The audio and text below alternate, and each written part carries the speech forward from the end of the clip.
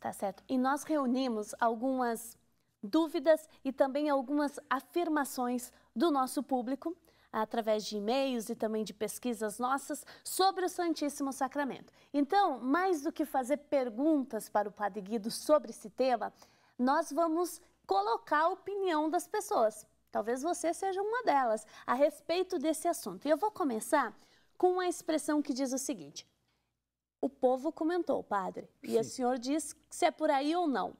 O Santíssimo Sacramento é um sinal que representa a presença do Espírito Santo e no altar da igreja é representado simbolicamente por uma luz vermelha.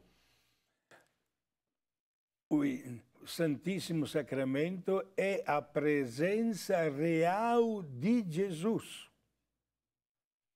Jesus que está realmente presente no pão e no vinho consagrado, na hóstia sagrada e no vinho consagrado, para ser adorado e também para ser nossa comida.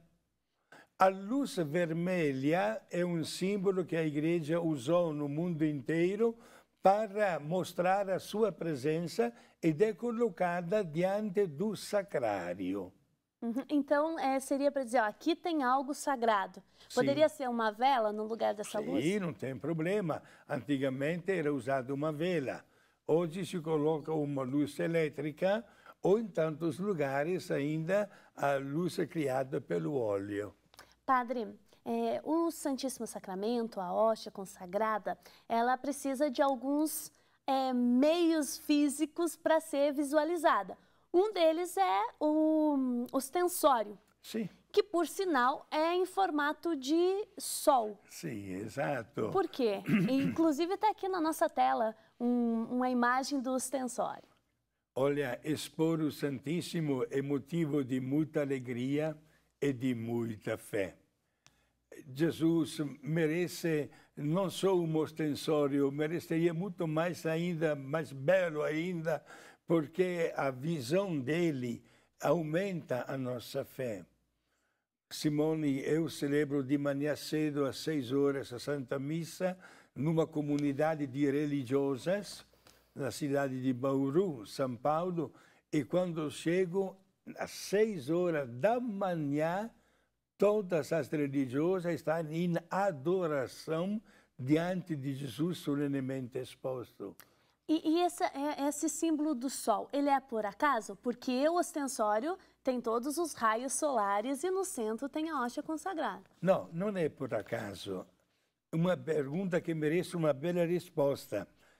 Os cristãos, no primeiros séculos da história, quando o imperador Constantino deixou a liberdade do culto, os cristãos quiseram comemorar também, com uma festa solene, a vinda de Jesus no mundo, o Natal. E acharam por bem copiar, digamos a palavra clara, de uma festividade pagã. Os romanos comemoravam no dia de 25 de dezembro, faziam a festa para o Deus Sol. Por quê? Na Europa é inverno no mês de dezembro, em muitos lugares tem neve, e rezavam para que o Deus Sol, com o seu calor, acabasse com a neve, para que tudo que tinha sido plantado brotasse. Os cristãos usaram esta festa pagã em homenagem ao verdadeiro Sol, com a letra maiúscula, que é Deus, e que com o seu calor acaba criando aquela atmosfera de ver, digamos assim, não só a natureza brotar, mas alimentar o calor da nossa fé. Deus foi considerado como o verdadeiro sol, e então a imagem do sol cai muito bem para Deus. Por isso que este símbolo, não só no ostensório, mas também em outras figuras, o Deus que transmite o calor da nossa fé. Muito bem, padre. Então a igreja aproveitou-se de um símbolo pagão, poderia-se dizer, e colocou o elemento da fé. Perfeito. Mas a hóstia feita de água, de farinha, ela antes da consagração é apenas hóstia, pão. Exato. É que qualquer um de nós, inclusive, pode comer sem comer uma fatia de pão, um pedaço de pão. Sim.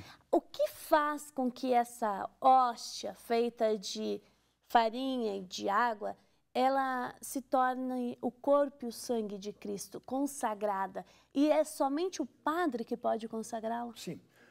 O que transforma a hóstia feita de farinha de trigo e de água no corpo de Cristo, na carne de Cristo, são exatamente as palavras da consagração instituída por Jesus. E, como a senhora acaba de afirmar, somente o sacerdote, nunca por merecimentos pessoais, mas em força da consagração sacerdotal, tem este poder. E que palavras seriam essas? Tomai e comei, isto é o meu corpo.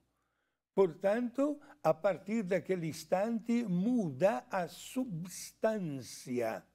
Isto é, aquele que é a substância do pão passa para a substância da carne de Cristo, do corpo de Cristo. É um milagre chamado da transubstanciação. Não sei se os nossos amigos telespectadores nos acompanharam no programa precedente, né, quando se falava de Santo Agostinho e também de Lutero. Uma das coisas que a Igreja afirmou solenemente na hora da presença de Martinho Lutero para acabar com as suas teorias foi exatamente o Concílio de Trento, quando afirmou a teoria da transubstanciação. Isto é, estamos diante de um grande mistério da nossa fé. Não temos mais nem o pão e nem o vinho, mas o corpo e o sangue de Cristo, na hora da consagração. Meus amigos, é muito importante isso, porque determina o estilo do comportamento do cristão diante da presença misteriosa, mas real de Jesus. Está certo, padre. Nós vamos continuar com esse tema e a seguir, depois de consagrada a nossa hóstia, uma vez que ela deixa de ser pão, o que a igreja faz com ela? É só a Eucaristia ou tem outras coisas que nós podemos fazer, inclusive rezar e meditar? Nós voltamos já já.